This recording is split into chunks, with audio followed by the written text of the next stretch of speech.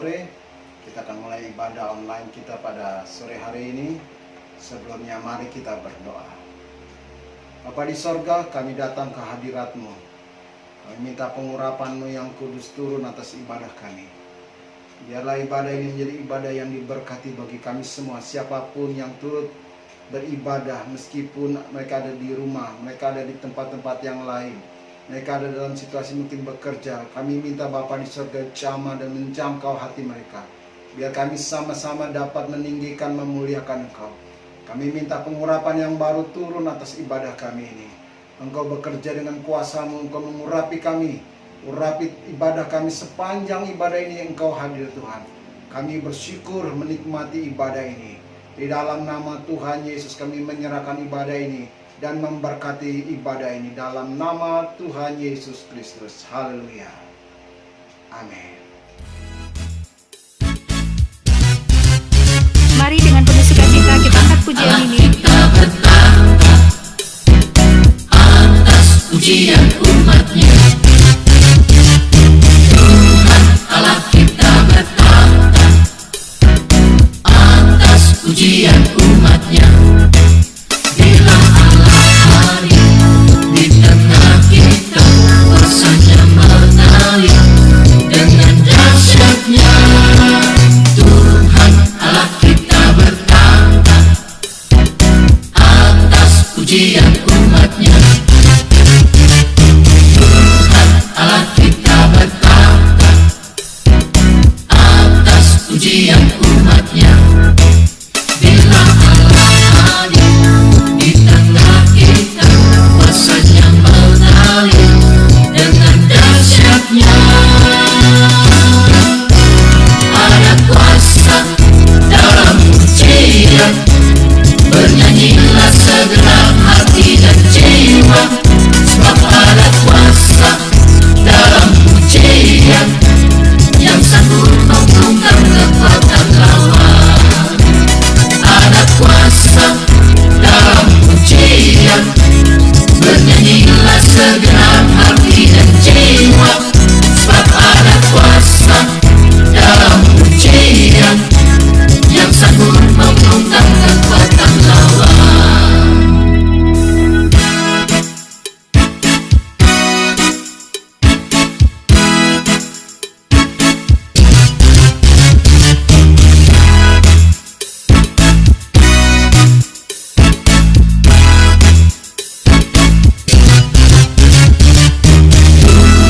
Allah kita bertambah atas pujian umat-Nya.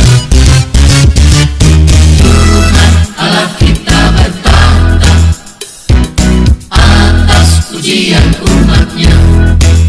Bila Allah hadir di tengah kita, kuasanya mengalir dengan dahsyatnya. Tuhan Allah kita bertambah atas pujian umat-Nya.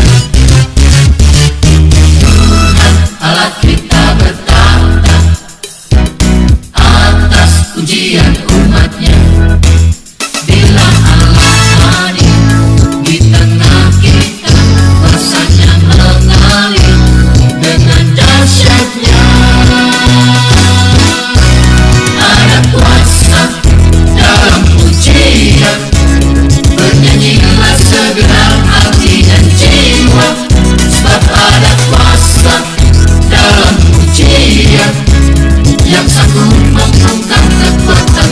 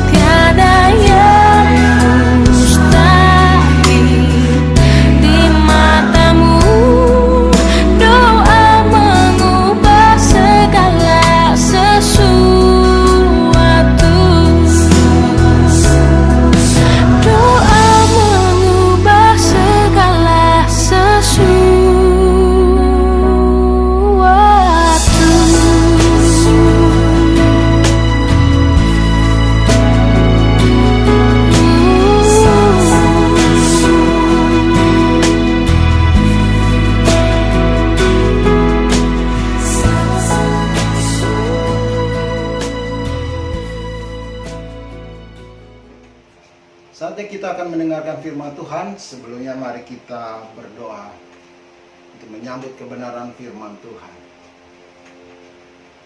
Bapa di sorga, kami ini datang ke hadirat-Mu. Kami minta pengurapan-Mu yang baru turun atas kami. Kami telah memuji mengagungkan nama-Mu. Kami telah memberikan korban pujian syukur kami kepada Engkau. Dan saatnya kami akan mendengar firman-Mu. Kami minta pengurapan-Mu yang baru turun atas kami. Menyucikan dan menguduskan kami, melayakan kami. Kami minta kuasa dan otoritas dari tempat yang maha tinggi turun atas hidup kami. Pengurapan-Mu yang khusus Tuhan mengurapi kami, memberkati ibadah ini. Siapapun yang mendengar ibadah ini dan mendengar firman ini, biarlah mereka sama-sama merasakan jamahan Tuhan. Biar firman mengubah hati mereka, mengubah hidup kami, mengubah kehidupan kami Tuhan untuk dapat menikmati kebenaran firman-Mu. Setiap benteng-benteng yang dibangun oleh keangkuhan manusia untuk menentang akan kebenaran firman-Mu, kami runtuhkan Tuhan, kami patahkan kekuatan itu dalam nama Tuhan Yesus. Kami minta kuasa dan otoritas dari tempat yang maha tinggi turun, menghidupkan kebenaran firman-Mu. Kami menyiapkan tanah hati kami yang terbaik, memfokuskan seluruh konsentrasi kami untuk mendengar firman-Mu dan menghormati Engkau berbicara di tengah kami. Sampaikan isi hati-Mu dan biarlah kami dapat menikmati sesuatu yang baru dari kebenaran firman-Mu. Kami mengucap syukur di dalam nama Tuhan Yesus. Haleluya. Amin. Puji Tuhan, selamat sore. Bapak Ibu yang dikasih oleh Tuhan, saatnya kita akan mendengar firman Tuhan. Sebelumnya saya berterima kasih untuk kepercayaan yang diberikan oleh gembala setempat, baik majelis-majelis, para pengurus maupun para pengerja hamba-hamba Tuhan yang ada di Gereja Jalan Kudus ini. Biarlah nama Tuhan dimuliakan. Mari sama-sama kita membuka Alkitab kita.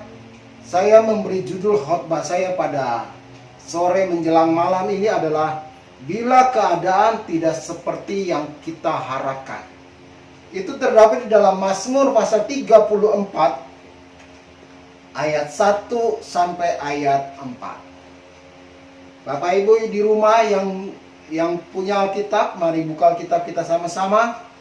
Yang punya aplikasi Alkitab di handphone, mari kita buka sama-sama. Dan kita akan baca secara suara yang kuat, sehingga orang di sekitar kita bisa mendengar, dan siapapun yang ada di sekitar kita bisa tahu bahwa kita sedang membaca dan sedang beribadah kepada Tuhan. Mari kita baca Alkitab itu dalam Mazmur 34 ayat 1 sampai ayat 4. 2, 3. Dari Daud, pada waktu ia pura-pura tidak waras pikirannya di depan Abimelek, sehingga ia diusir lalu pergi. Aku hendak memuji Tuhan pada segala waktu. Puji-pujian kepadanya tetap di dalam mulutku. Karena Tuhan jiwaku bermegah. Biarlah orang-orang yang rendah hati mendengarnya dan bersukacita. Muliakanlah Tuhan bersama-sama dengan aku. Marilah kita bersama-sama memasyurkan namanya. Puji Tuhan, kalau kita membaca ayat ini, kita sudah melihat bagaimana kisah tentang Daud dalam kehidupannya sebelum dia menjadi seorang raja. Dia menuliskan dan menceritakan tentang kisah perjalanan hidupnya, di mana satu kali dia sedang menghadapi satu masalah yang besar, di mana dalam masalah itu dia harus bersikap, bertindak, dan mengambil rupa seperti orang gila. Saudara bayangkan, tentunya ketika seseorang mengambil sikap untuk menjadi seperti orang yang tidak waras, tentu ada alasan-alasannya. Tentu ada sebuah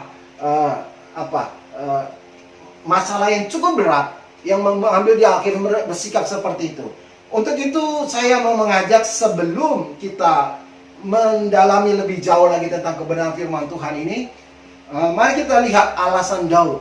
Mengapa Daud bisa bersikap tidak waras seperti orang gila, lalu mengambil sikap seperti itu, dan kita akan baca. Mari buka Alkitab kita, itu terdapat di dalam 1 Samuel 21 ayat 10 sampai ayat 15. Bapak Ibu bisa melihat, saya memberikan screen, saya memberikan gambar, dan Bapak Ibu yang di rumah bisa melihatnya dan bisa membacanya. Nah, mari kita baca bersama-sama kembali. agar kita tahu kenapa Daud bisa bertindak tidak waras. Ayat 10 sampai ayat 15 dari 1 Samuel pasal 21. Kemudian bersiaplah Daud dan larilah ia pada hari itu juga dari Saul. Sampailah ia kepada Akis, raja kota Gat. Pegawai-pegawai Akis berkata kepada tuannya, "Bukankah ini Daud raja negeri itu? Bukankah tentang dia orang-orang menyanyi berbalas-balasan sambil menari-nari demikian? Saul mengalahkan beribu-ribu musuh, tetapi Daud berlaksa-laksa." Daud memperhatikan perkataan itu dan ia menjadi takut sekali kepada Akis raja kota Gat itu. Sebab itu ia berlaku seperti orang yang sakit ingatan di depan mata mereka dan berbuat pura-pura gila di dekat mereka. Ia menggores-gores pintu gerbang dan membiarkan ludahnya meleleh ke janggutnya. Lalu berkata Akis kepada para pegawainya, "Tidakkah kamu lihat bahwa orang itu gila? Mengapa kamu membawa dia kepadaku? Kekurangan orang gilakah aku? Maka kamu bawa orang ini kepadaku, supaya menunjukkan gilanya dekat aku. Patutkah orang yang demikian masuk ke rumahnya?" Nah, saudara lihat, kalau dari kisah ini baru kita tahu kenapa Daud bisa bertindak atau bersikap tidak waras di depan orang banyak. Nah, ternyata di ayat 1 Samuel pasal 21 ayat 10 ini jelas dikatakan Daud lari dari Saul. Kenapa Daud bisa lari? Nah, kalau kita membaca ayat-ayat sebelumnya, rupanya begini. Ketika Daud menjadi pelayan di istananya Saul, seringkali Daud diberi kesempatan untuk menghibur raja, memberikan kekuatan dengan pujian, dengan lagu-lagu yang dipersembahkan Daud kepada Tuhan dan diperdengarkan kepada Raja Saul. Dan Alkitab berkata, ketika pujian-pujian itu membuat Saul menjadi senang, menjadi gembira, mendapat sesuatu yang luar biasa. Tapi ketika Daud berperang, Tuhan mempercayakan Daud menjadi pemimpin untuk berperang dan dia mengalami kemenangan. Ketika dia mengalami kemenangan, pulang dari peperangan itu, orang memuji-muji Daud. Dikatakan di sini, jelas dikatakan, Saul mengalahkan beribu-ribu musuh, tetapi Daud berlaksa-laksa. Lihat, ketika Daud pulang dari peperangan, orang-orang mengelulukan, orang-orang memuji, mengagungkan, menyebut nama Daud lebih hebat daripada Saul. Tentunya sebagai seorang raja, Saul sangat panas mendengar kisah atau cerita ini. Bayangkan dia seorang pemimpin, dia seorang raja, kok bukan dia yang dipuji? Di mana-mana kalau ada pemimpin di dalam suatu daerah itu berhasil, suatu daerah itu sukses, selalu nama pemimpin itu yang disebutkan. Tetapi ketika kisah ini diceritakan, bukan nama Saul yang dipuji, bukan nama Saul yang diagung-agungkan, tetapi nama Daud. Dan itulah yang membuat hati Saul jadi panas. Ketika Daud ada di hadapan Saul, Alkitab berkata 2 kali Saul melemparkan tombak ke arah Daud. Tentu sebagai seorang prajurit perang, berhadapan dengan senjata-senjata itu sudah hal biasa. Jadi secara kemampuan dan ahlinya, secara kesanggupan dan biasa berhadapan dengan musuh, di mana ada senjata-senjata yang terarah kepada dirinya, tentunya dia punya refleks yang luar biasa untuk menghindar. Sehingga ketika Saul marah, dia lemparkan tombak ke arah Daud. Dan syukur Daud bisa mengelak dan tidak terbunuh. 2 kali peristiwa itu terjadi. Tetapi kalau hal ini dibiarkan terus, maka Daud berpikir lama-lama pasti aku mati juga. Itu sebabnya Daud mengambil sikap. Dia lari dari Saul.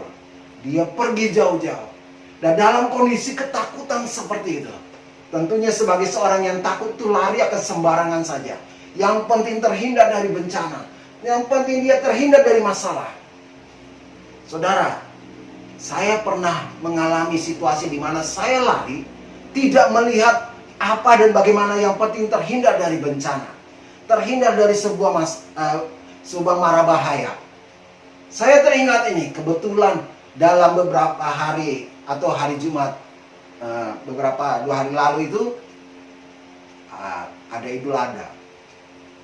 Ada pemotongan sapi, kambing, atau hewan-hewan kurban. Saya ingat ketika saya masih remaja dulu. Saya menyaksikan orang sedang menyembelih kambing, domba, sapi, kerbau, dan hewan-hewan yang bisa dipersembahkan. Salah satunya adalah sapi. Ketika saya ramai-ramai hendak menonton di satu tempat itu di mana hewan-hewan itu disembelih, tiba-tiba orang berteriak. Saya ada di jalan. Awas, awas, lari, lari. Saya tidak tahu apa maksudnya. Karena suara itu dari belakang, saya menengok ke belakang. Ini ada di jalan yang cukup lurus begitu. Saya lihat orang di belakang sana teriak-teriak, lari, lari. Saya lihat ternyata ada seekor sapi yang terlepas. Mungkin pada waktu mau disembelih terlepas, jadi dia mengamuk. Saya lihat sapi itu kira-kira jarak 20 meter mengarah kepada diri saya. Karena orang bilang lari, lari, jadi saya spontanitas. Saya lari sekencang-kencangnya. Bayangkan dari sejak saya lari sampai ke jalan raya, itu mungkin ada sekitar 150 meter. Itu sapi terus mengejar saya. Saya ketakutan dalam kondisi lari yang kencang, sekuat-kuat tenaga untuk terhindar. Karena diserang itu, saya ingat kalau matador begitu. Bapak Ibu Saudara tentunya tahu itu tentang kalau nonton TV itu tentang acara-acara matador. Nah seperti itu, dikejar-kejar oleh sapi yang lagi ngamuk. Jadi dalam kondisi ketakutan saya lari. Hanya satu di pikiran saya, bagaimana bisa terhindar dari bencana. Saya tidak mikirkan lari kemana. Penting lari terus saja. Sampai di jalan raya, saya lari, ada truk besar. Saya coba menghindar, saya coba sembunyi. Saya pikir itu sapi tidak mengejar saya. Begitu saya lihat dia masih ada di belakang saya, spontanitas saya lompat dan saya naik di atas truk. Karena sapi itu sudah lihat yang dikejar sudah tidak ada, jadi dia lari lagi. Di atas truk itu saya hampir pikir-pikir ini, aduh Tuhan, kalau kena itu saya diseruduk sama itu sapi. Bayangkan bahaya dan maut itu pasti ada di hadapan saya. Nah saudara, kisah itu mengingatkan saya beberapa puluh tahun yang lalu. Jadi kalau setiap ada hewan kurban, saya ingat kisah itu. Jadi saya bilang, puji Tuhan saya bisa selamat. Nah kalau dari kisah yang saya lihat tentang Daud, di mana dia lari menghindar dari kejaran Saul yang hendak membunuh dirinya, tentu saya merasakan hal yang sama. Maka Daud lari sekuat tenaga dan dia tidak tahu lari kemana. Ternyata Alkitab menceritakan dia lari ke kota Gad. Sampai di kota Gad, Daud baru sadar ternyata kota itu adalah satu kota di mana ada seorang pahlawan yang terkenal, pejuang atau prajurit yang hebat, punya nama dan sudah luar biasa terkenal. Tentunya Bapak Ibu Saudara yang jadi guru sekolah minggu tahu siapa pahlawan dari kota Gad yang pernah dikalahkan oleh Daud. Dialah Goliat. Goliat pernah dikalahkan dari Gad oleh Daud. Sehingga ketika orang melihat Daud, tentunya mereka langsung berkata, ini orang yang membunuh pahlawan kami. Ini orang yang membunuh prajurit hebat kami. Nah, tentunya sikap itu membuat mereka ingin membalas kepada Daud. Ingin membunuh kembali apa yang sudah Daud lakukan kepada pahlawan mereka. Kepada orang hebat yang bernama Goliat itu. Melihat situasi seperti itu, tentu Daud menjadi takut. Ketakutannya kembali lagi muncul. Kalau bahasa peribahasa berkata, lari dari mulut singa, masuk ke mulut buaya. Untuk itu, sampai di sana supaya dia tidak lagi menghadapi bencana, karena dia lari dari menghindar dari Saul dan sekarang berhadapan dengan orang-orang di kota Gad yang siap juga untuk membunuh dia. Maka dia memiliki sebuah akal. Dia memiliki sebuah ide yang luar biasa. Yaitu dia bersikap seperti orang tidak waras. Bapak Ibu, saudara-saudara yang dikasihi Tuhan, menjadi orang tidak waras tentunya tidak enak. Saya pernah dulu waktu masih pemuda remaja, kita ada acara Natal waktu di Jakarta di rumah sakit jiwa yang ada di Grogol. Jadi setiap tahun kami selalu pergi ke rumah sakit jiwa untuk mengadakan ibadah Natal bersama. Sepanjang perjalanan di dalam mobil, kami banyak ketawa. Kami menceritakan, mendiskusikan, nanti kalau ketemu dengan orang gila bagaimana ya? Bagaimana ya? Wah, pasti kita ketawa-ketawa. Bahkan ada yang pembina rohani bilang, nanti kalau sana tolong jangan ketawa-ketawa.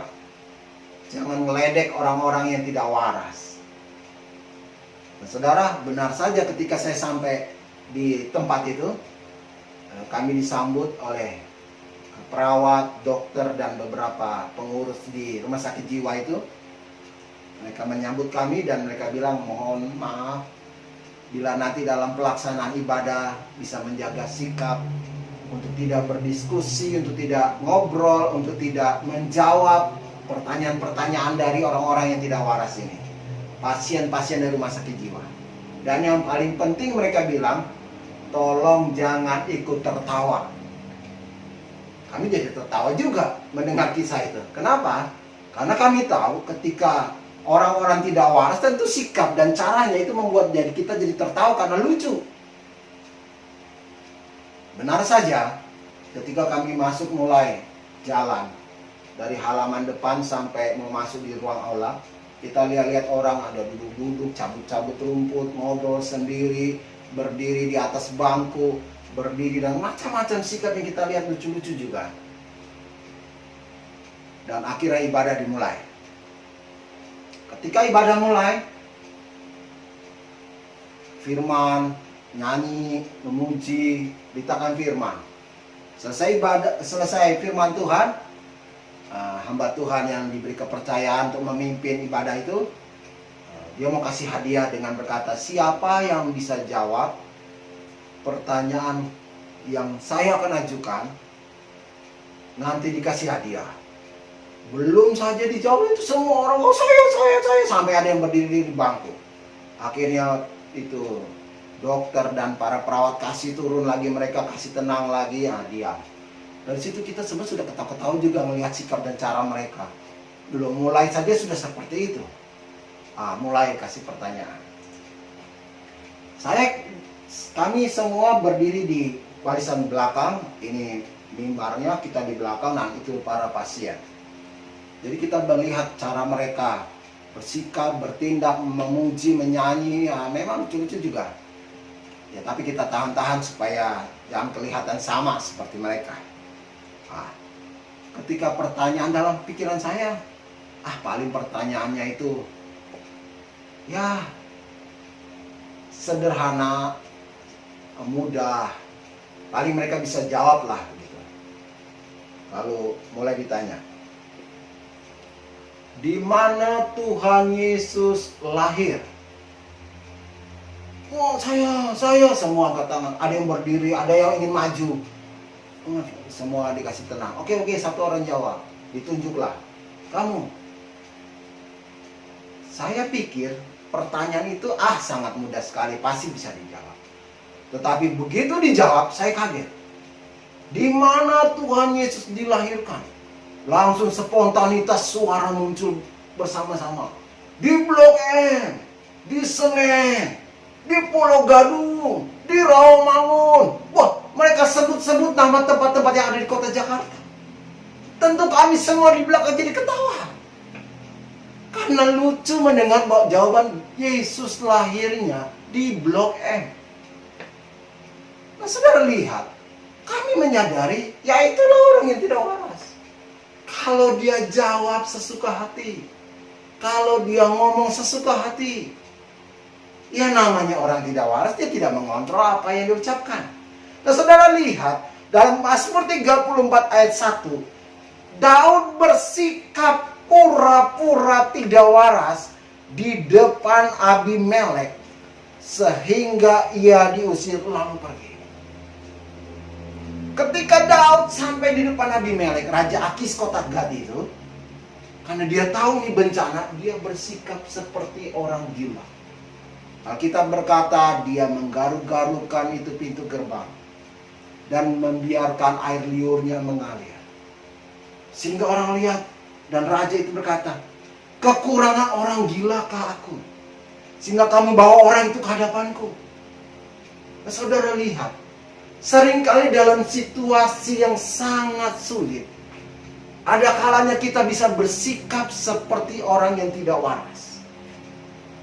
Berapa banyak anak muda ketika diputuskan oleh pacarnya, seringkali dia termenung di belakang menghadap pohon pisang. Dia bilang, betapa malang nasibku. Atau kadang-kadang dia bersandar di tembok sambil dia bernyanyi, malu aku malu pada semut merah. Dia malu, kenapa? Karena diputusin pacar. Dia lihat semut itu, dia ketawa semutnya, aduh kasihan kamu, malu. Berapa banyak juga saya lihat para caleg, para calon legislatif, ketika tidak jadi anggota legislatif, berapa banyak mereka masuk ke rumah sakit jiwa. Saya sudah nonton di TV, mengalami gangguan jiwa. Berapa banyak ibu-ibu ketika tidak ada uang, itu kadang-kadang penggorengan dibunyikan begitu padahal tidak ada isinya. Berapa banyak anak-anak karena dia sudah bosan lagi, mungkin teriak mama, sudah tidak ada makanan, dia ambil piring, dia taruh sendok, dia makan, padahal tidak ada apa-apa di atas sendok itu. Dia tidak ada apa-apa di atas piring itu, dia makan. Itu tanda-tanda, salah satu tanda orang sedang mengalami ketidakwarasan. Bapak Ibu, menjadi orang tidak waras itu tidak enak. Saya ingat kisah tentang 3 orang gila yang mau lari dari rumah sakit jiwa.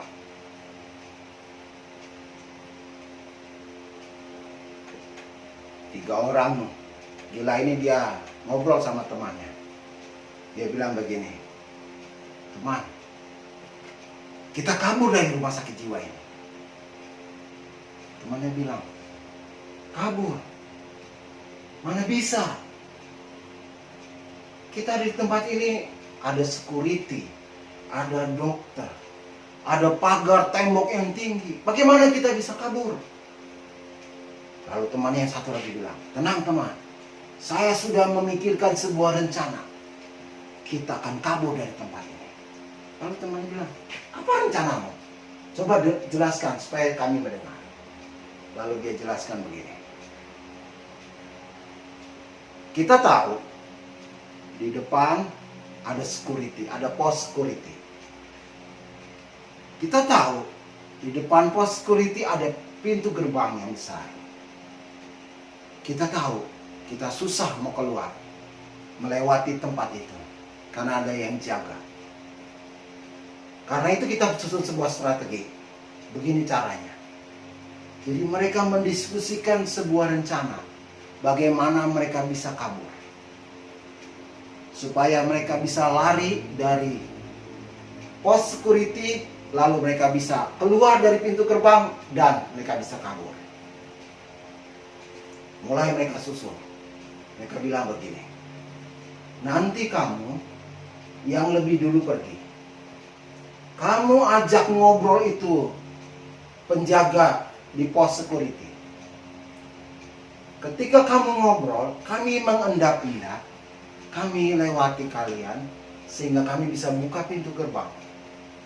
Begitu nanti pintu gerbang terbuka, kami akan kasih kode supaya kamu bisa lari bersama-sama kami karena pintu gerbang sudah terbuka.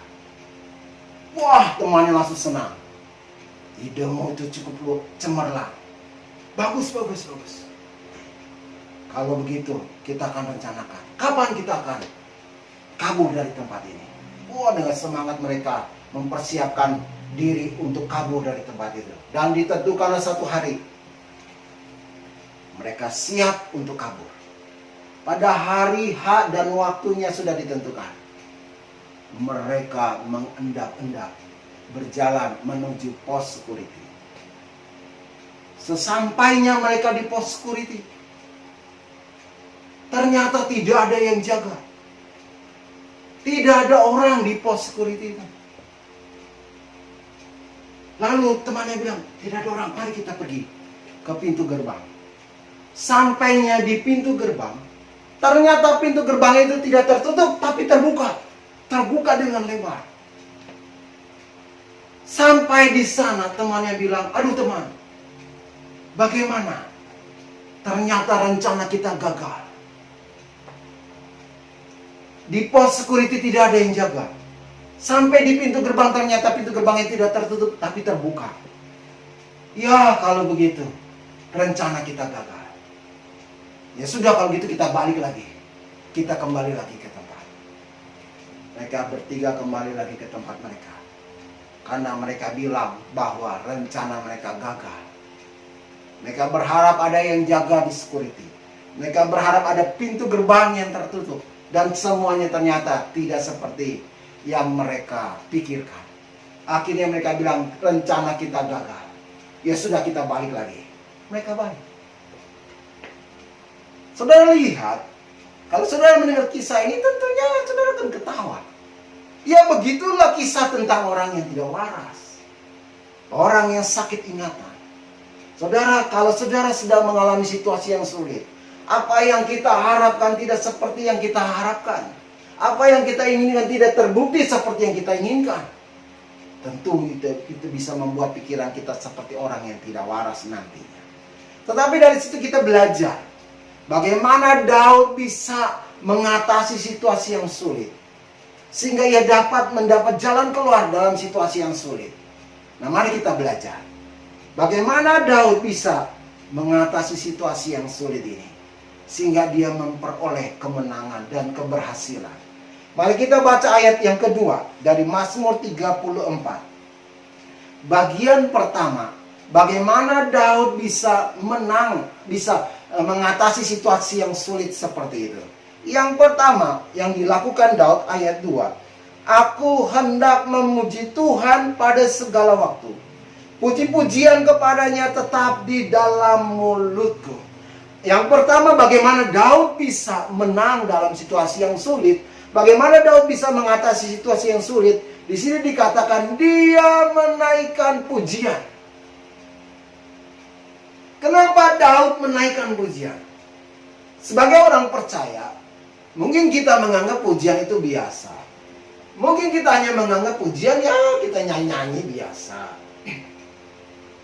Tapi banyak orang tidak mengerti. Karena di dalam pujian itu ada hal-hal yang luar biasa. Yang pertama, di dalam pujian itu Allah bertakhta di atas pujian kita. Mazmur 22 ayat 4 berkata begini. Kalau saya bacakan Mazmur 22 ayat 4. Padahal engkau yang kudus, yang bersemayam di atas puji-pujian orang Israel. Saudara lihat, ketika kita menaikkan pujian, tanpa Bapak Ibu Saudara sadari, sebenarnya kita sedang menaikkan membangun sebuah takhta bagi Allah.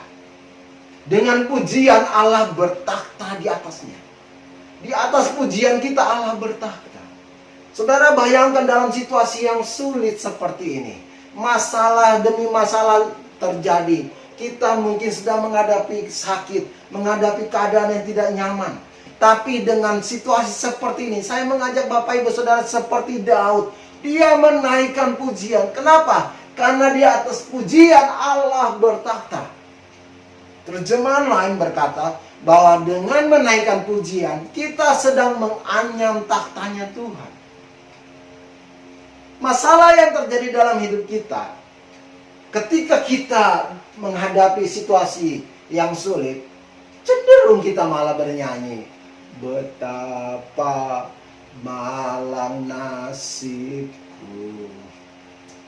Dia bukan menaikkan pujian kepada Tuhan, dia menaikkan pujian kepada dunia.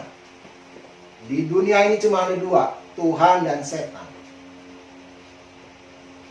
Kalau saudara menyanyi Allah kita heran dan besar, Allah yang heranlah, saudara nyanyi untuk siapa? Tentu saudara menyanyi untuk Tuhan. Tapi kalau saudara nyanyi kemana, kemana, kemana, ku cari kemana, kemana, saudara nyanyi lagu untuk siapa? Tentu yang saudara nyanyikan lagu itu untuk dunia. Alkitab berkata penguasa dunia ini adalah kuasa kegelapan, yaitu setan. Nah saudara, ada banyak orang Kristen tidak mengerti tentang pujian. Ketika dia menaikkan pujian kepada Tuhan, saudara sedang masak tempe. Bapa, engkau sungguh baik. Tempe saudara itu diberkati karena Allah bertakhta di atas pujian. Ketika saudara sakit, saudara dijamah oleh Tuhan. Ketika saudara menaikkan pujian, itu sebabnya banyak hamba Tuhan ketika dia mau mendoakan orang sakit, dia nyanyi dulu, mempersembahkan pujian. Maksudnya bukan karena sekedar nyanyi, tapi mengundang Allah turun bertakhta di atas pujian. Nah di rumah Bapak Ibu Saudara sekalian, pujian apa yang dipersembahkan, yang diperdengarkan di rumahmu? Kalau di rumahmu seringkali membangun takhta untuk setan. Yohanes 10 ayat 10 berkata, Yesus datang untuk memberi hidup dan hidup dalam kelimpahan. Tetapi pencuri datang, yaitu iblis. Dia akan mencuri, membunuh, dan membinasakan. Berapa banyak orang percaya tidak mengerti, orang Kristen tidak mengerti. Ketika dia menaikkan pujian, dia bukan menaikkan pujian kepada Tuhan, tapi dia menaikkan pujian kepada dunia. Kalau saudara menaikkan pujian kepada dunia, Alkitab bilang, setan datang untuk merampas, membunuh, dan membinasakan. Dia bunuh kebahagiaanmu, dia bunuh sukacitamu, dia bunuh itu kesenangan hidupmu untuk memuliakan Tuhan. Dia bunuh itu kebahagiaanmu, dia rampas semuanya. Tetapi seringkali kita mengeluh, kenapa saya susah lah? Seringkali kita yang lakukan, kita yang undang. Hari ini dengar baik. Ketika kau menghadapi situasi yang sulit, naikkan pujian kepada Tuhan. Persembahkan pujian kepada Tuhan. Karena dengan pujian itu Allah bertakhta di atas pujian. Amin. Yang kedua, kenapa Daud menaikkan pujian? Alkitab berkata bahwa di dalam pujian itu ada kemenangan. Saudara bisa baca dalam Yesaya pasal 6 ayat 1 sampai 10. Di situ menceritakan tentang bangsa Israel diperintahkan Tuhan untuk mengalahkan kota Yeriko. Lalu Tuhan memberikan atau menyusun sebuah rencana dan memberikan perintah kepada mereka. Susun itu barisan. Imam-imam di depan, prajurit di belakang. Bawa itu tabut Tuhan. Jadi mereka diatur. Diperintahkan begini. Kelilingi tembok Yeriko itu selama 7 hari. 1 hari kamu harus mengitari tembok itu 1 kali. Tetapi pada hari yang ke-7, engkau harus mengitari tembok itu sebanyak 7 kali. Dan pada putaran yang ke-7, kamu semuanya bersorak-sorai. Terjemahan lain berkata mereka mengeluh-elukan Tuhan, mengagungkan Tuhan. Mereka mempersembahkan pujian dan pengagungan kepada Tuhan. Alkitab menceritakan ketika mereka mengagungkan Tuhan, menaikkan pujian kepada Tuhan, maka tembok Yeriko itu runtuh. Saudara perlu ketahui bahwa tembok Yeriko itu tingginya 14 meter. Tebalnya itu sekitar 2 kereta kuda bisa lewat di atasnya. Bayangin itu cukup tebal dan besar. Itu mungkin sekitar 7 meter. Tetapi bisa runtuh hanya dengan pujian dan pengagungan. Itu sebabnya ketika saudara sedang menghadapi situasi yang sulit, naikkan pujian, karena di atas pujian ada kemenangan. Amin. Yang ketiga, kenapa kita menaikkan pujian? Yang ketiga, di dalam pujian itu ada kelepasan. Kita bisa nanti lihat dalam Kisah Rasul pasal 16 ayat 24 sampai ayat 26. Di situ menceritakan tentang Paulus dan Silas yang dipenjara oleh pemerintah Romawi. Mereka dimasukkan penjara yang paling tengah, di paling dalam yang sangat-sangat sulit untuk bisa kabur. Mereka dibelenggu, dirantai. Bayangin sudah dibelenggu, dirantai, lalu dijaga lagi oleh penjaga. Tetapi Alkitab berkata, tengah malam Paulus dan Silas menaikkan doa dan pujian kepada Tuhan. Ketika mereka sedang menaikkan pujian, apa yang terjadi? Alkitab menceritakan, maka terjadilah gempa bumi yang dahsyat. Maka sendi-sendi penjara itu mulai goyah. Dan belenggu-belenggu mereka mulai terlepas. Sehingga mereka bisa mengalami kebebasan. Hari ini, engkau yang sedang terikat oleh kuasa kegelapan. Engkau yang terikat oleh segala masalah hidupmu. Engkau yang terikat oleh segala himpitan dunia ini. Oleh ketakutan karena ada virus corona. Ketakutan oleh karena bencana-bencana yang akan terjadi. Ketakutan oleh karena ekonomi yang sedang melanda dunia ini sehingga kacau balau, sehingga hidup kita ini tidak menentu. Ketakutan oleh karena mungkin saudara di PHK, saudara tidak punya pekerjaan, saudara tidak punya keuangan yang cukup untuk kehidupanmu. Saudara tidak punya sesuatu lagi yang bisa diharapkan. Alkitab bilang, mereka menaikkan pujian dan terjadilah kelepasan. Hari ini kalau engkau ingin mengalami kelepasan dalam masalah hidupmu yang sulit, kelepasan oleh karena sakit penyakit, kelepasan oleh karena ikatan kuasa kegelapan, naikkan pujian yang benar kepada Tuhan, karena di sana akan ada kelepasan. Itu sikap Daud yang pertama. Sekarang sikap Daud yang kedua. Bagaimana dia bisa menghadapi situasi yang sulit ketika dia menghadapi himpitan, tekanan, dan bencana yang akan menghadapinya. Yang kedua, kita bisa lihat di dalam ayat 3. Karena Tuhan jiwaku bermegah, biarlah orang-orang yang rendah hati mendengarnya dan bersukacita. Saudara lihat, sikap Daud yang kedua ketika menghadapi situasi yang sulit, dia mengambil sikap untuk bermegah karena Tuhan.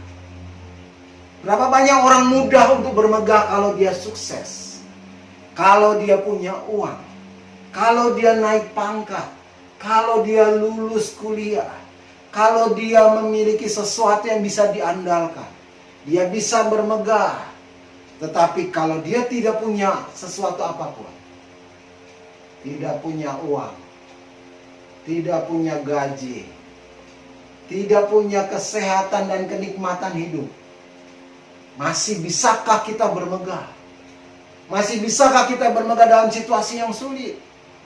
Daud bisa bermegah dalam situasi yang sulit. Ingat, kisah ini menceritakan Daud belum terlepas. Daud sedang ada di pintu gerbang. Daud sedang menghadapi masalah yang cukup berat. Tetapi sikap Daud sehingga dia bisa mengalami kemenangan. Yang pertama, dia menaikkan pujian. Yang kedua, dia mengambil sikap bermegah karena ada Tuhan. Amin. Kalau saudara bermegah karena saudara punya Tuhan yang hebat, punya Tuhan yang dahsyat, punya Tuhan yang sanggup mengerjakan, membuka jalan. Ketika Musa berhadapan dengan laut Teberau, Tuhan bisa menyatakan dan membuka jalan. Ketika orang-orang Israel kelaparan, Tuhan bisa menurunkan mana, bisa mendatangkan puyuh. Nah, saudara sekarang mungkin kesulitan, jangan saudara takut. Naikkan pujian lalu bersikap untuk bermegah. Karena Tuhan kita itu Tuhan yang perkasa dan dahsyat. Dia sanggup mengadakan segala hal yang engkau butuhkan dan engkau perlukan. Amin. Saudara jangan kecil hati. Tetap ambil sikap untuk bermegah. Jangan kalau itu kita langsung, aduh payah ini. Aduh, tidak mungkin bisa sembuh saya. Aduh, saya ini kan, aduh tidak.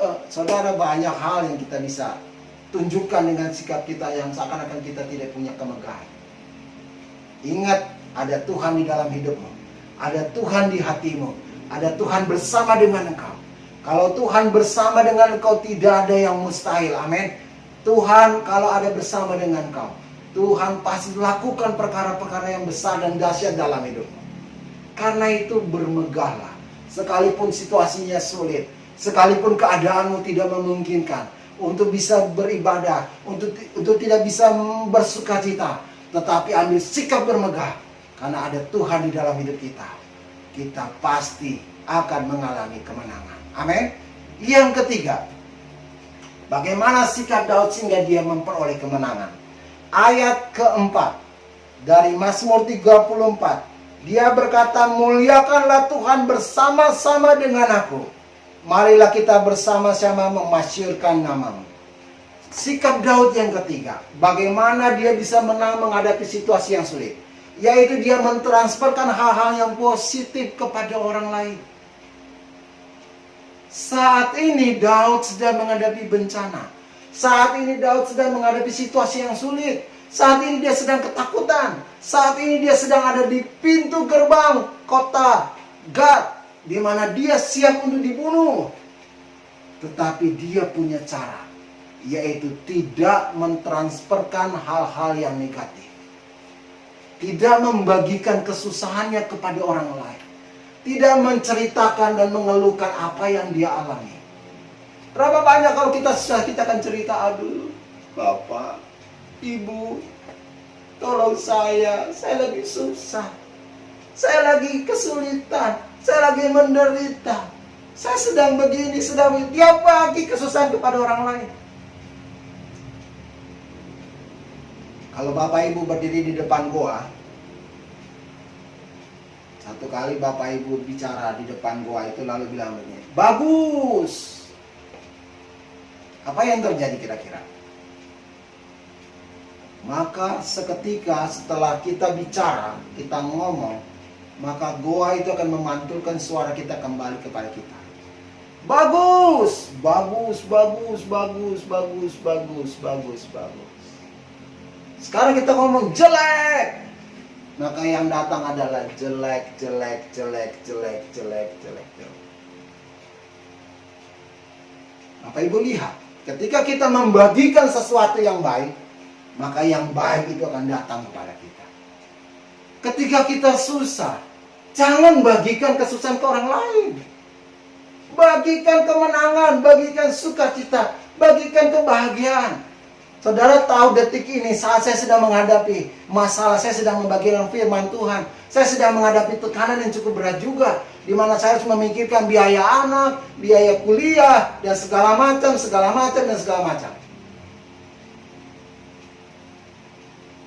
Orang ngomong tentang virus corona dan segala macam, itu membuat takut dan membuat kita jadi tidak nyaman. Saat ini saya sedang menghadapi masalah, tapi tidak akan saya bilang begini, Bapak Ibu.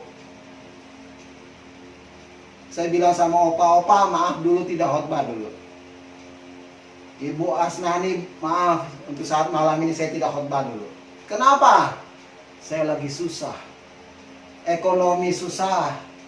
Uang tidak ada, mau bayar ini, mau bayar itu tidak bisa.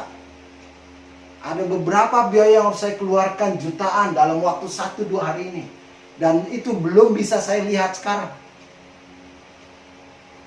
Tetapi saya tidak berkata, saudara, bantu doa ya. Saya sedang menghadapi situasi yang sulit. Rasanya tidak mungkin ini bisa terjadi.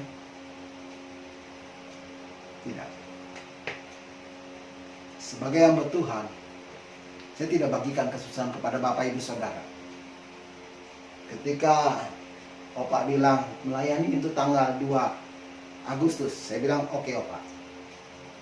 Ketika Ibu Asnani juga kasih tahu khotbahnya bersifat KKR, saya bilang siap.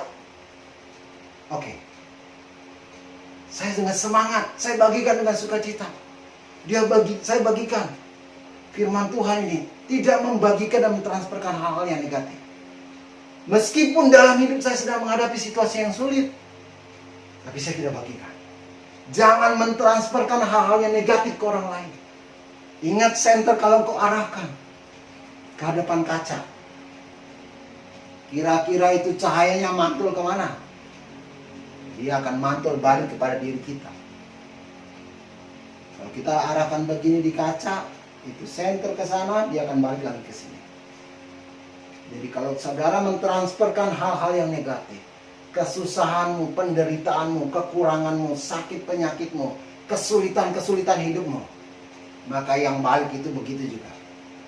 Tapi kalau kita punya kesusahan, kita sedang menghadapi situasi yang sulit, tapi kalau kita bagikan dan mentransferkan hal yang positif, kita memberi semangat, kita memberi kekuatan, kita menghibur orang, kita memberikan sukacita kepada orang. Meskipun kita susah, tapi Bapa di surga akan memberikan kita kekuatan, memberikan kemampuan. Sehingga kita akan mengalami sukacita surga. Kita mengalami mujizat-mujizat Tuhan. Hari ini Bapak Ibu Saudara sekalian sedang menghadapi situasi yang sulit. Jangan mengeluh. Jangan protes. Jangan melakukan hal-hal yang tidak waras. Ambil sikap seperti Daud. Dia menaikkan pujian. Lalu dia bermegah. Dan yang ketiga, dia mentransferkan hal-hal yang positif kepada orang lain. Jangan bagikan kesusahanmu kepada tetanggamu. Jangan bagikan penderitaanmu kepada orang lain. Tapi bagikan Tuhan yang ada dalam dirimu. Dia Allah yang perkasa. Dia Allah yang sanggup mengadakan mujizat. Dia Allah yang sanggup mengadakan dan melakukan perkara-perkara yang besar di hidupmu. Dia Allah yang sanggup membuka dan melakukan mujizat yang besar ketika laut Teberau ada di hadapanmu. Dan dia memberi jalan keluar. Tidak ada yang sukar bagi orang percaya kalau engkau tetap setia dan mengikuti firman Tuhan. Malam ini saya akan mengakhiri firman Tuhan. Sebelumnya kita menaikkan pujian. Bukan dengan kekuatan ku dapat jalani hidup ini. Dan kita akan mengakhiri khotbah saya atau kebenaran firman Tuhan yang kita bisa dengar pada malam hari ini. Mari kita berdoa. Bukan dengan kekuatanku ku dapat jalani hidupku, tanpa Tuhan yang di sampingku, ku tak mampu sendiri. Engkaulah kuatku yang menopangku, ku pandang wajah-Mu dan berseru, pertolonganku datang dari-Mu. Peganglah tanganku, jangan lepaskan. Kaulah harapan dalam hidupku. Mari Bapak Ibu, kita nyanyikan lagu ini dengan iman yang teguh. Kita naikkan pujian dan kita akan bermegah tentang Tuhan. Bukan dengan kekuatan ku dapat jalani hidupku, tanpa Tuhan yang di sampingku, ku tak mampu sendiri. Engkaulah kuatku yang menopangku, ku pandang wajah-Mu dan berseru, amin, pertolongan datang darimu. Peganglah tanganku, jangan lepaskan. Kaulah harapan dalam hidupku. Kaulah harapan dalam hidupku. Kaulah harapan dalam hidupku. Haleluya, haleluya, haleluya. Mari kita menyembah Tuhan. Mari kita puji dan agungkan Tuhan. Dia bertakhta di atas pujianmu. Kalau Allah bertakhta di atas pujianmu, maka Allah akan menjawab segala pergumulan dan setiap kerinduan dan keinginan doamu. Tuhan pasti akan dengarkan. Mari kita nyanyikan dan kita menyembah Tuhan. Haleluya, haleluya, haleluya. Haleluya, haleluya, haleluya. Engkau dahsyat Tuhan, Engkau perkasa, Engkau luar biasa. Haleluya, haleluya. Hadirlah Tuhan, dan kami mengimani kehadiran-Mu ada di tengah-tengah kami. Kami mengimani Tuhan, kalau Engkau bersama dengan kami akan sanggup melakukan perkara yang besar. Kalau Engkau hadir bersama kami, Engkau akan menjamah, akan memulihkan hidup kami, akan menolong rumah tangga kami. Dalam nama Yesus, Tuhan nyatakan mujizat-Mu, nyatakan kemuliaan-Mu atas umat-Umat-Mu. Di dalam nama Yesus, Tuhan jamah. Di dalam malam hari ini Tuhan, kebenaran firman yang telah disampaikan dan dibentangkan membawa satu pemulihan dan pembaharuan hidup mereka. Mereka percaya dan mengenal kepada Tuhan, melakukan hidup mereka dengan sungguh-sungguh kepada Tuhan. Berkati umat-Umat-Mu Tuhan yang ada di rumah, dimanapun mereka berada. Mereka sedang beraktivitas tapi sambil bisa mendengar firman-Mu. Berkati mereka. Berkati kami semua yang dengar firman Tuhan. Biar nama-Mu dimuliakan, ditinggikan, diagungkan. Kami mengembalikan hormat, pujian, syukur hanya bagi Tuhan. Segala syukur kami hanya bagi nama-Mu. Di dalam nama Tuhan Yesus Kristus, kami naikkan pujian, syukur, dan terima kasih. Dengar doa dan sembahyang kami Bapa. Dalam nama Yesus, haleluya. Amin. Kita akan doa syafaat. Mari kita berdoa. Bapa di sorga, kami naikkan syukur kepadamu. Kami akan menaikkan doa syafaat bagi gereja Jalan Kudus ini Tuhan. Kami berdoa Tuhan, saat ini kami sedang melaksanakan ibadah online. Dimanapun kami berada, kami berdoa atas umat-umat Tuhan. Engkau kiranya memberkati baik gembala setempat yang ada, baik opa dan oma. Tuhan berikan kekuatan kesehatan. Pulihkan Tuhan dan kondisi kakinya yang masih sakit. Sama Bapa dalam nama Yesus, Tuhan sembuhkan dan Tuhan pulihkan. Tolong juga para pengurus, para majelis, pelayan-pelayan nama Tuhan yang menyertai. Kiranya Tuhan tolong para pengerja yang ada dalam nama Yesus, berkati mereka. Berikan mereka kekuatan kesehatan, jaga dan lindungi. Rumah tangga mereka dijauhkan dari bencana, dijauhkan dari virus-virus penyakit. Dalam nama Yesus.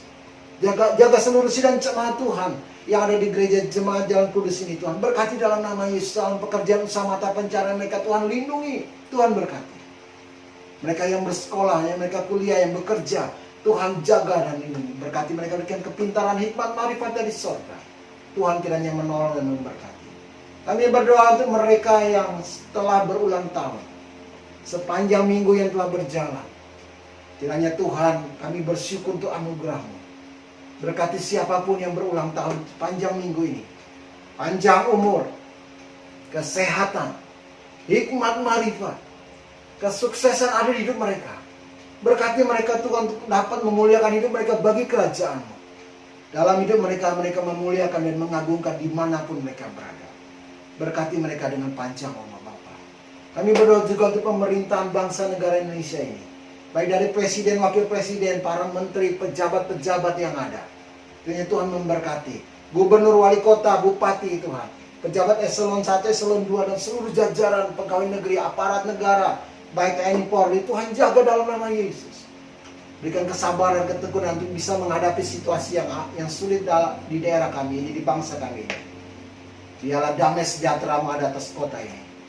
Kami mematahkan setiap kuasa kegelapan yang ingin menguasai bangsa kami ini. Kami usir kekuatan musuh itu dalam nama Yesus. Tuhan bentengi dan lindungi bangsa kami. Jauhkan dari segala virus-virus, jauhkan dari sakit penyakit. Biarlah Tuhan virus corona ini boleh berakhir dengan cepat dalam nama Yesus. Berkati kami semuanya. Berkati setiap apa yang akan kami lakukan. Berkati kami Bapa, sebentar kami akan memberikan persembahan. Setiap persembahan yang diberikan baik besar kecil, seberapapun kami dapat memberi, kami lakukan untuk hormat kemuliaan nama-Mu. Berkati apapun yang dipersembahkan umat-umat Tuhan, Engkau membalasnya dari timur, utara, selatan, dan barat. Dari seberang-seberang lautan mengalirlah berkat-berkat atas hidup mereka. Mereka yang mengembalikan milik Tuhan diberkati dengan luar biasa. Lipat ganda dan Tuhan limpahkan dari tingkap-tingkap surga. Terbukalah berkat-berkat atas hidup mereka. Diberkatilah mereka. Kami bersyukur Bapa. Terima kasih. Inilah doa dan ucapan syukur kami. Di dalam nama Yesus. Haleluya. Amin. Mari dengan penuh sukacita kita angkat pujian ini.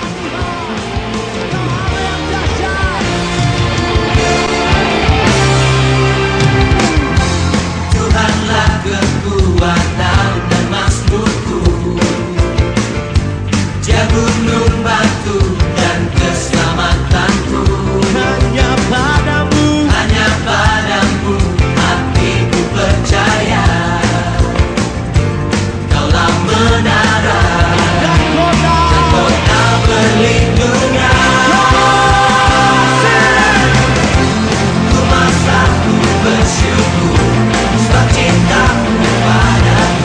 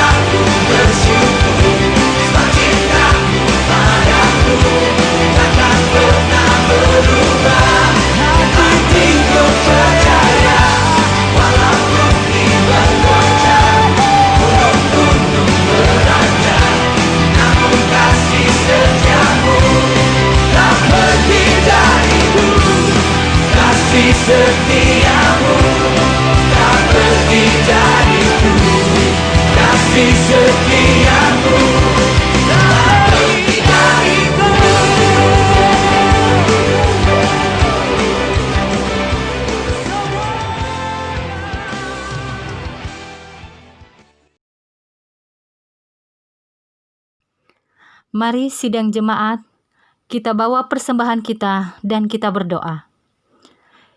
Ya Allah Bapa yang rahmani, kami mengucap syukur untuk waktu dan lawatan Tuhan, di mana kami boleh menikmati berkat kebenaran firman Tuhan, janji firman-Mu, bahwa saat ini ada berkat yang Tuhan sediakan bagi kami, sebab Engkau Yesus yang memberkati kami, umat-Mu. Terima kasih ya Tuhan, berkati hamba-Mu yang sudah menjadi saluran pemberitaan firman Tuhan.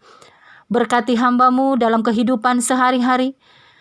Pulihkan, kuatkan dia di dalam segala kelemahannya. Bahkan Engkau memberkati juga keluarganya Bapa. Sehingga Tuhan semakin memakai hamba-Mu hari lepas hari untuk menyatakan kebenaran firman-Mu dan membawa jiwa-jiwa untuk datang kepadamu. Terima kasih ya Tuhan, dan sebagai ungkapan syukur kami akan kebenaran firman Tuhan yang telah datang kepada kami pada saat ini, maka kami umat-Mu telah memberikan korban syukur kami. Berkati Tuhan persembahan kami, sehingga menjadi dupa yang berbau harum di hadapan-Mu. Dan yang masih ada pada kami, ajar kami untuk menggunakannya dengan takut akan Tuhan, sebab kami percaya segala harta benda dan hidup kami adalah untuk hormat dan kemuliaan bagi nama Tuhan. Berkati juga tangan-tangan yang akan mengelola persembahan ini, sehingga dapat kami pakai untuk kelebaran akan pemberitaan firman Tuhan, baik di tengah jemaat maupun di tengah-tengah dunia ini. Terima kasih ya Tuhan. Inilah doa kami, doa syukur kami, yang kami bawa di dalam nama Tuhan Yesus Kristus, yang sudah mengajar kami berdoa bersama-sama. Bapa kami yang di surga, dikuduskanlah nama-Mu, datanglah kerajaan-Mu, jadilah kehendak-Mu di bumi seperti di surga. Berikanlah kami pada hari ini makanan kami yang secukupnya, dan ampunilah kami akan kesalahan kami, seperti kami juga telah mengampuni orang yang bersalah kepada kami. Dan janganlah membawa kami ke dalam pencobaan, tetapi lepaskanlah kami daripada yang jahat, karena Engkau-lah yang punya kerajaan, dan kuasa, dan kemuliaan, sampai selama-lamanya. Amin.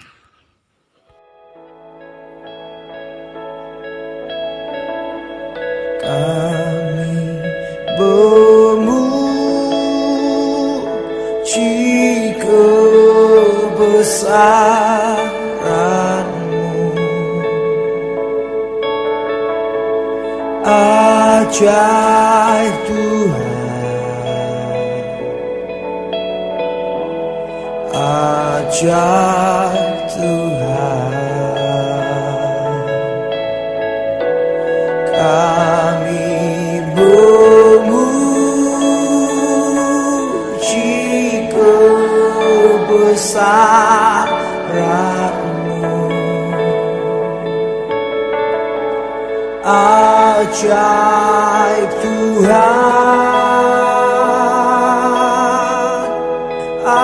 ajaib Tuhan. Kami memuji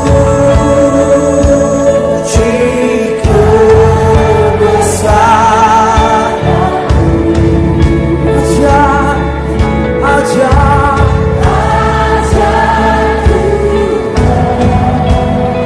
sungguh ajaib,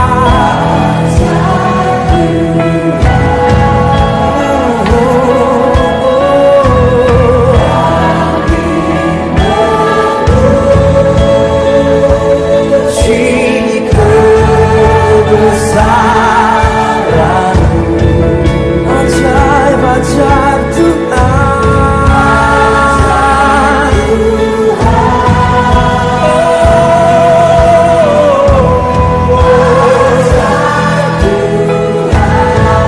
Let my soul sing tonight.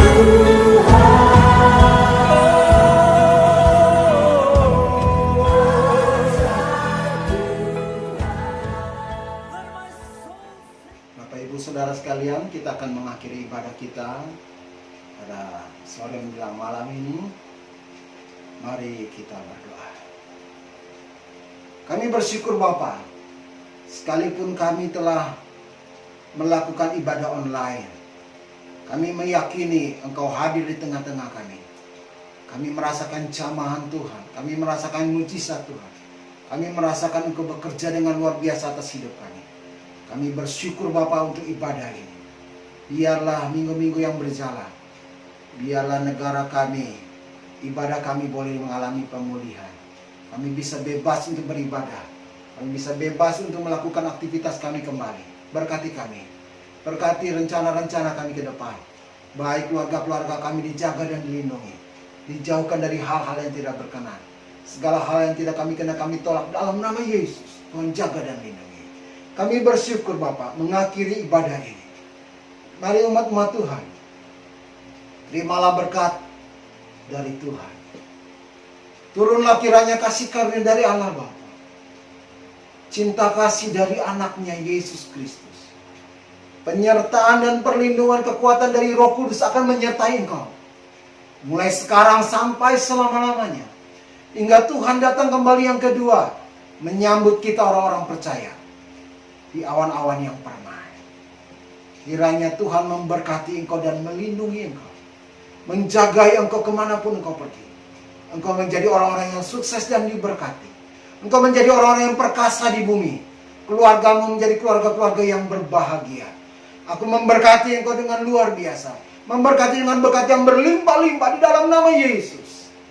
Terima kasih Bapa di surga. Terima kasih Tuhan untuk semuanya. Kami bersyukur mengakhiri ibadah ini. Hanya di dalam nama Tuhan Yesus Kristus. Tuhan dan Juru Selamat di hidup kami. Haleluya. Amin.